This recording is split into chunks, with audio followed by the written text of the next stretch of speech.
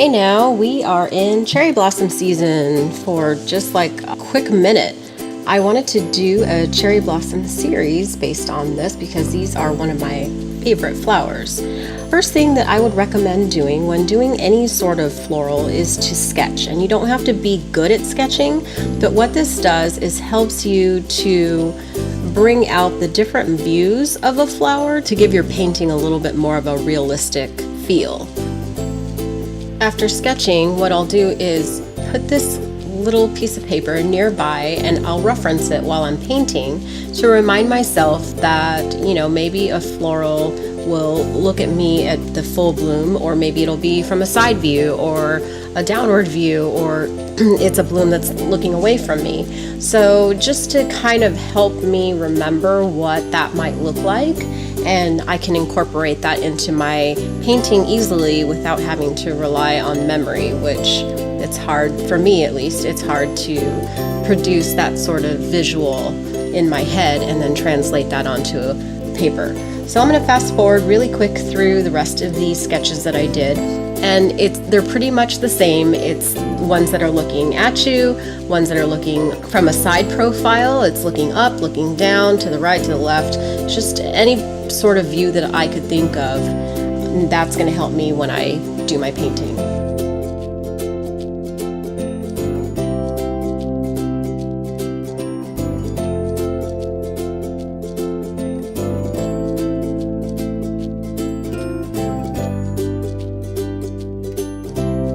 I'm going to do a secondary sketch, and this time it's going to be a really rough drawing. I'm mapping out the direction that I want it to go and where I want to concentrate my florals. So all I'm doing is just kind of mapping out that tree, and I'm going to put that to the side, and when I start painting I will follow those guidelines without having pencil marks on my paper.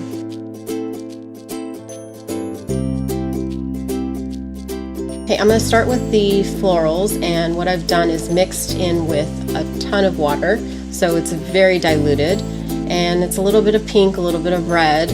I tend to mix my colors a lot, so that's what you'll see in the top left is that little ceramic plate, and that's what I use to dilute the color before I put it on the paper.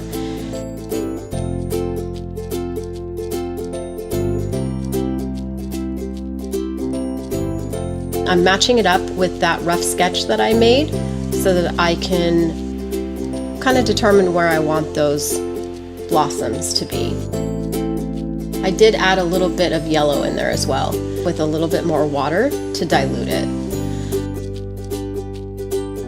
Now I'm taking a coarse-haired brush and I'm going to work the branch. So I'm dipping into, I believe that's a little bit of Van Dyke brown, maybe some graphite gray. I tend to grab for those two colors when I'm doing branches. And when I'm at the base of the branch, I press down for some pressure to really have a wider base than the rest of the branch. Branches have always been a little tough for me. They've been a little bit of a challenge, but I am starting to really feel how I want those to look. If you're having problems with creating branches, I would say just keep trying, and eventually you'll get it. I'm still working on mine. As I get toward the end of the branch, I have very little pressure on my brush, and you'll see also that I end up switching my brush to a little bit of a finer tip so that the branches are not as wide. It's a very light pressure. And I'm also varying the color tone, so some parts of it are light and some parts of it are dark, and that's just so that I can emulate the highlights and shadows of the branch so that it's not all one uniform color. And like I said, I changed to a finer tip brush. I typically use Chinese brushes that I get from Nan Ray Fine Art. I take a lot of her Chinese brush painting classes, and I like a lot of those natural haired brushes for doing these types of techniques. It gives a lot of texture. This brush is called the Happy Dot, which I find a bit of a universal type of brush because I can load it with paint and water, but it also has a fine tip so that I can apply a very little color if I wanted to. So I'm pressing down where I want to apply heavier color and then lifting up where I want to just apply more of a line. So all I'm doing now is shaping those blossoms, and I'm not doing it to every speck of color that I put on the paper. I do want to leave some that are not defined. Just on a few flowers here and there, I'm creating the shape of some blossoms, just defining them a little bit more with a little bit of a darker tone.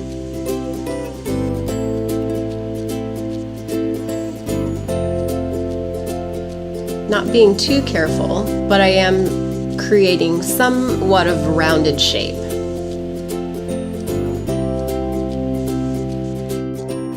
And I'm just flicking the brush a little bit on the paper to create some splatters.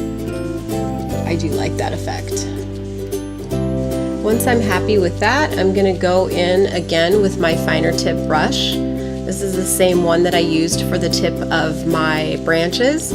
And I'm testing out the red. I'm going to do the stamen in the blossoms, and I really want to check my water control before I start painting them because I don't want my tone to be too diluted.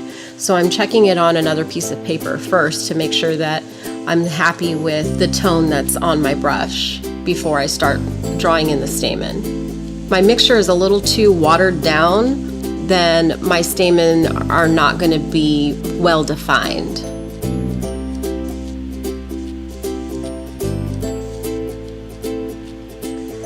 So now I'm just trying to pick out where I see blossoms, where I've created them, and just trying to make a flower out of it. So there might be a couple of blossoms on one branch or nearby, or there might just be one.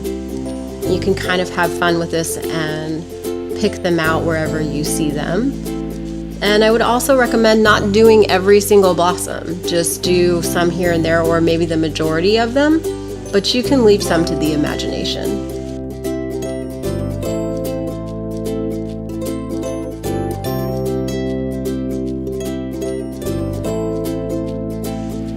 And that's all there is to it. I did go back with my Happy Dot brush because I wanted to add a few more blossoms where I was adding stamen. I felt like a few of my flowers were a little incomplete, so I'm just adding a few more petals to my painting. And that's it. If you give this a try, please hashtag me. If you end up posting on Instagram at ANJEE_inspired, Angie Inspired, I would love to check out your work. Thanks again for following, guys. Have a good one.